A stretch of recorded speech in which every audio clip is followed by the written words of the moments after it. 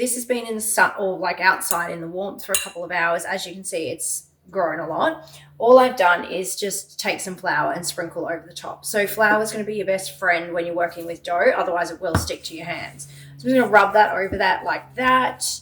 All I'm doing here is just kind of like turning it over so that it's all going to be coated in a bit of flour. Then, because we want 10 dough balls, I'll just roughly divide the dough portion in half. One dough ball, that's another dough ball. So then what I would do, having a silicone bread mat does help, but if you don't have one, you could just clean and flour your bench really well so that they don't stick to each other. And then I just literally pop them back into the same bowl. And then you've got 10 little dough babies. And then to cook them up, flatten them out.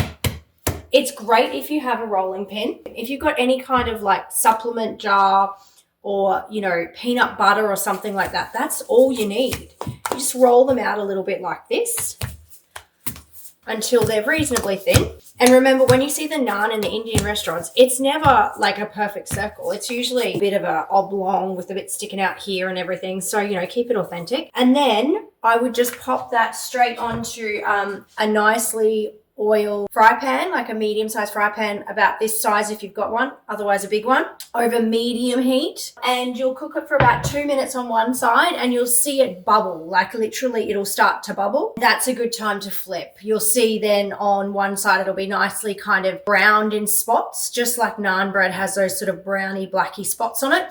Flip it over and then cook it on the other side. And then while it's cooking on the second side, that's when I like to brush a little bit of butter and garlic that I've just finely chopped in the Thermomix for, 3 seconds on speed 5. So thanks so much for tuning in. If you've got any questions, just reach out by direct message or WhatsApp.